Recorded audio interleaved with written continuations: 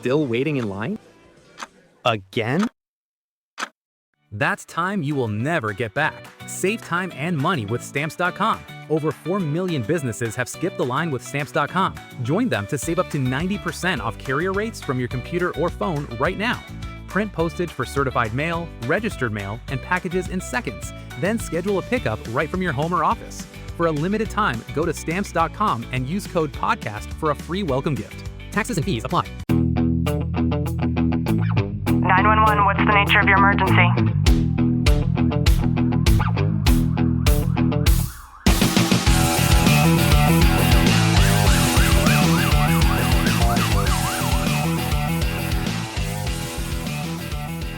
Welcome back to the Tactical Living Podcast. I'm your host, Ashlie Walton, joined by Sergeant Walton. Clint, how are you? I'm excellent. You know, a memory that I have instilled in my mind of my mom, can't believe she's been gone as long as she has, but it's crazy how when you lose somebody so close, you still have these incredibly vivid memories. And there are times where I can picture myself walking down, actually creeping down the hallway and kind of peering into the den to see my mom. And I remember it would be so late at night and she was just so content and happy in her space of loneliness. And that was really her time to just enjoy her time, enjoy herself, watch her shows. And, it's really interesting because in contrast to that, I'm thinking about my dad who, you know, as a legal immigrant came here and started from nothing, not even knowing how to speak English, and becoming a U.S. citizen and building up a really solid construction company that's very well known in our area, one that he's incredibly proud of, one that he's never paid for advertisement for. And I'm remembering the mornings where just he and I would be awake. And a lot of the times that was a little bit of his way of being able to not be so lonely, to be able to share in these moments with me. And I think that it was through a lot of those conversations that I was able to have the business savvy instilled into me. And just, you know, my intellect for life. My dad was and is incredibly street smart. And it got me thinking about how for a lot of first responders, as you rise in the ranks, especially through leadership, it can become incredibly lonely. That's something I actually say to a lot of my guys all the time is the higher you go through the ranks, the more lonely it becomes.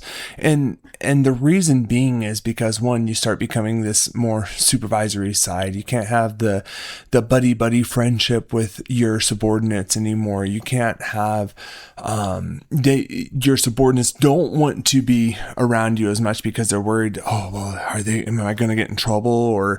And you can kind of fill in the blank wherever it is you don't want to have that over familiarity with them, but at the same time, you can still have those friendships and those relationships with them. And I think that's one thing that we fail as we move through the ranks, is being able to be there with our people, but know when to step away as well. Yeah, or even have something for those leaders. I see these like random ass symposiums, right? They're the things that people often feel like they're required to go to, or it's a dog and pony show where they have to show up, and it's not really meaningful. There's nothing that enriches that particular leader in their field for the most part, in my opinion. And I think that leadership in the first responder culture, it's something that's supposed to be an achievement, and it is. But what nobody ever tells you is that when you sew on that new rank, you've actually earned something in addition to that responsibility, which is the unfiltered camaraderie that is also gone away because of that new position. You have those peer relationships that you can no longer enrich. And a lot of those emotional outlets that you once had, they're quietly disappearing when you rise in those ranks. And it's funny because I've risen through the ranks with some of my peers that we've been partners, and you can still have that with your peers, but when you have the younger officer that is under you, you can't have that same relationship with them. So you always lean on finding the people in your circle, and especially in like a police department, the higher you go, the smaller and smaller that circle is, and I think that's important. And this is one thing I don't think we talk about enough is the throughout the ranks. I don't care if you're an officer all the way up to the chief, is you should still lean on each other and check in on one another. Is like it. I don't care if you're a lieutenant, a captain, or the chief. Like periodically, like I'll send texts to people who I've known and raised through the ranks with, and say, hey, how are you doing? What's been going on? Things been going good? And just checking in on them. And it's not saying that we need to be, all chummy, buddy, because there has to be that healthy separation between the two, but it's checking in on one another too, because just because they promoted doesn't change who they are as a person all the time, as I'm making air quotes. I wish that more people would talk about leadership isolation. And a lot of times it might be hard to even identify what this actually looks like. But for some people, you might feel like you're unable to be honest with your subordinates without undermining your authority. And that's really important to understand. And it's also really difficult. And it might be hard to actually mold yourself into that position, especially in the beginning. Yeah, I can say this is like when I was on a graveyard patrol sergeant, it was very like I didn't know all the guys on my shift, and because I was up in the detective bureau for so long, like I was separated from, so I didn't know a majority of them, but they don't know you and you don't know them, plus you're their boss. You start creating that dynamic of, well, it's kind of that weird window. And that's where I think us as supervisors have to go out and be able to actively just talk with the guys, check on them. Like I would show up on guys' calls and they would like, oh shit, who did something wrong. And then after I was there for a couple of minutes, they started breaking down more and started having that joking more mentality. I was like, I'm not here to do anything. I was lonely, guys. I wanted to come say hi. Yeah, another aspect to leadership isolation is that you might feel like you're unable to be honest with your supervisors as well without appearing like you're weak or even incompetent. And I think that's where if you lay that foundation early on, especially from the supervisory side, is being able to be there for your people, being able to support them, whether it's a stupid question or the most complex question. It's being able to be there and answer their questions without any judgment and being able to be there to support them. Now, of course, are there going to be poor decisions made by them? Yes.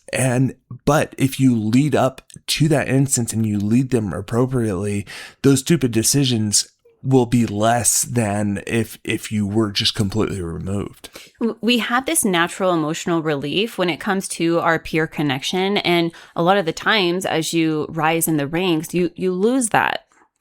And with losing that, I think it comes down to the mentorship as you're going up through those ranks, is you see who you respect as leaders and who you understand to be good leaders and bad leaders. And that's where I think it's being those mentors for the younger generations coming up, as they are able to take those tools and those tricks to be able to learn for their future as well.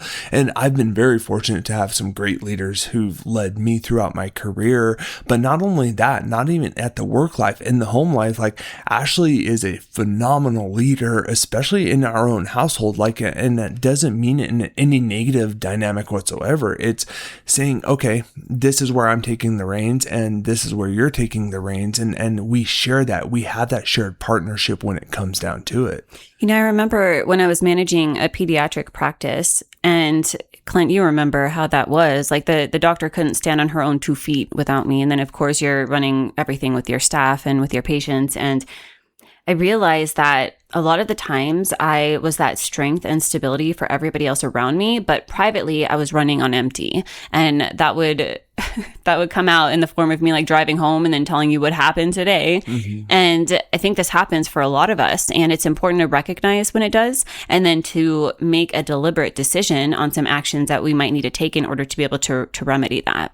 Yeah, because I think once we make those decisions and you find those remedies of what works for you, it starts eliminating that loneliness on a regular basis, to where you're not feeling on your own deserted island all by yourself.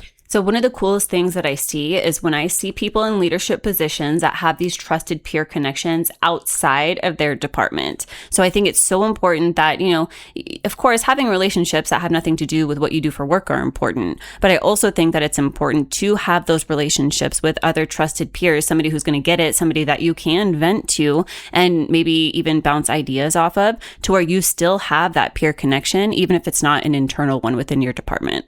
Yeah, because once you have those relationships and you're able to have that ongoing support for one another, and you're able to separate your home and work life, bring together your home and work life and be able to be not alone in these instances to help each other make those decisions, because when you broaden your circle, it helps support you long term. I think too that everybody who's in leadership needs to have at least one relationship where their title stays outside of the door.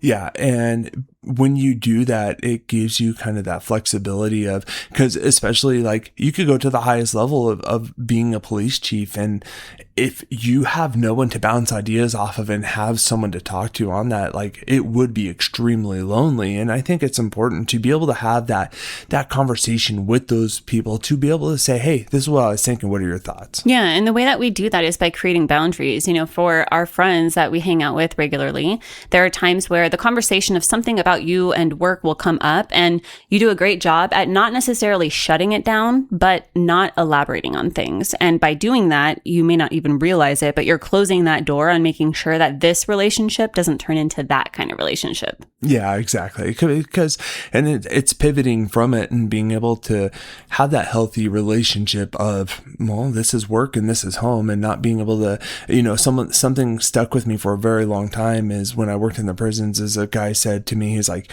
when we're at work, we talk about home, and when we're at home, we talk about work, and that's not good to do at all.